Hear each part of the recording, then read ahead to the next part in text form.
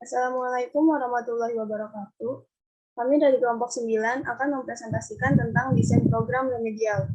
Saya sendiri Septiana Rahmawati dan partner saya Deswita Sawitri.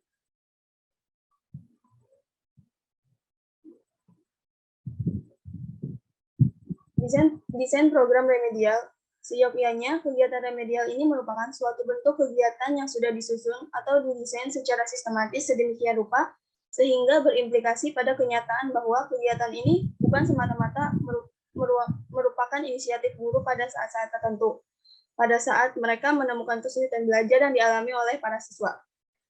Penanganan kasus kesulitan belajar mengajar tersebut adalah salah satunya dapat dilakukan dengan pendekatan program perbaikan atau remedial. Ciri-ciri pembelajaran remedial menurut Yusel Usman dan Lili Setiawan. Yang pertama, kegiatan pembelajaran.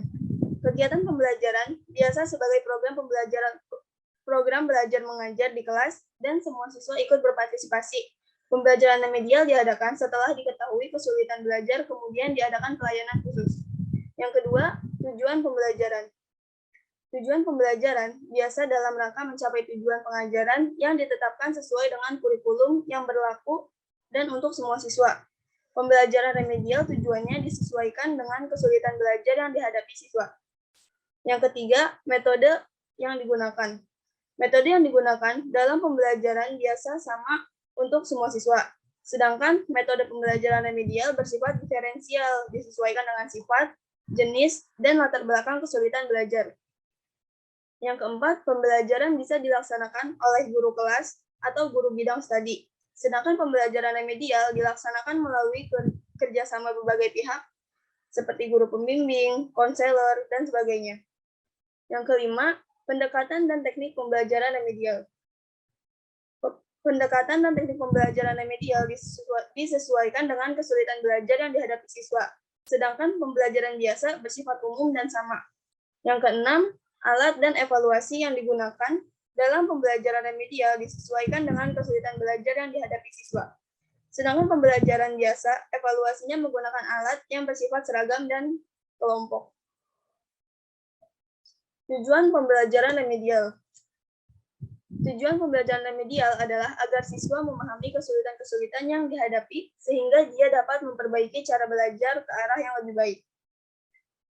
Pembelajaran remedial mempunyai berbagai tujuan dalam proses pembelajarannya.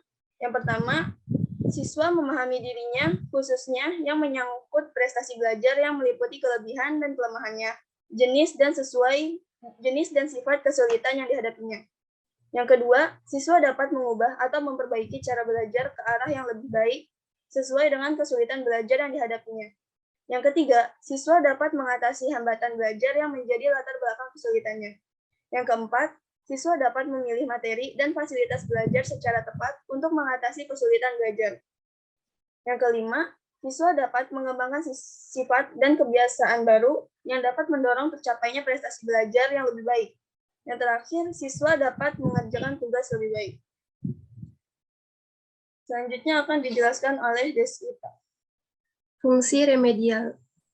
Fungsi remedial yaitu pegayaan atau memperkaya proses pembelajaran. Yang kedua, akselerasi atau mempercepat proses pembelajaran baik dari segi waktu maupun materi.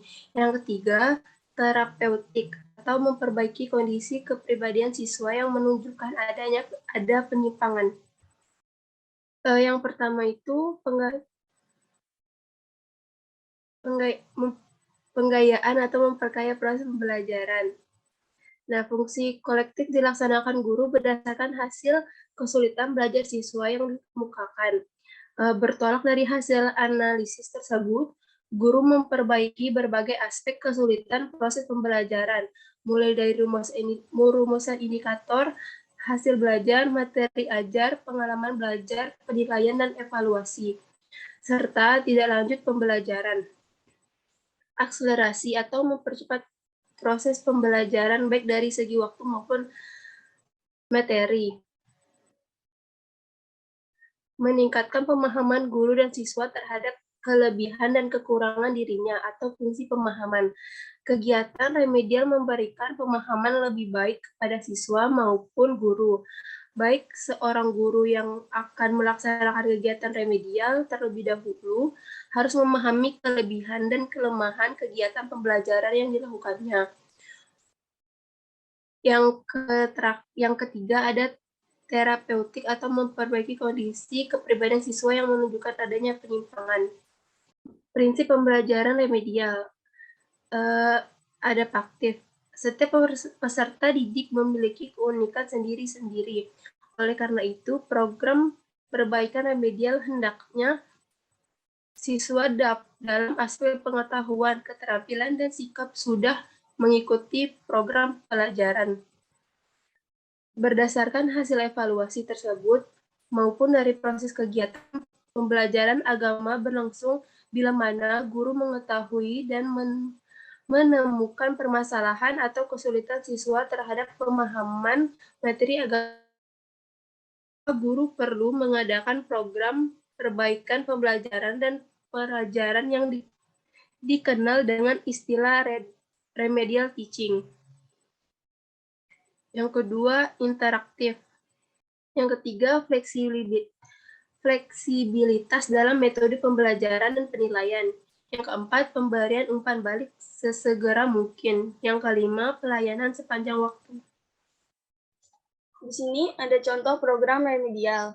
Ada identitasnya, yaitu sekolahnya MI Indonesia, lalu ada materi ujiannya, ada tabelnya juga. Keterangannya tuh pada kolom itu masing-masing indikatornya dibuat dengan tingkatan kesukaran yang berbeda-beda. Lalu pada kolomnya juga nilai yang diperoleh hanya digunakan untuk menentukan tercapai atau tidak tercapainya dari siswa yang telah ikut remedial. Bentuk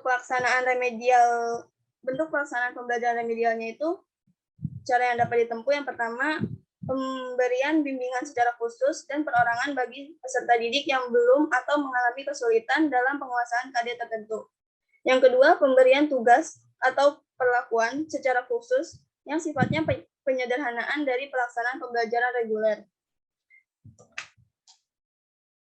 Lalu materi dan waktu pelaksanaan program remedialnya itu yang pertama, ada program remedial diberikan hanya pada KD atau indikator yang belum tercapai. Yang kedua, program remedial dilaksanakan setelah mengikuti tes atau ulangan KD tertentu atau sejumlah KD yang dalam satu kesatuan. Demikian presentasi dari kelompok kami. Apabila ada salah kata, kami mohon maaf yang sebesar-besarnya. Wassalamualaikum warahmatullahi wabarakatuh.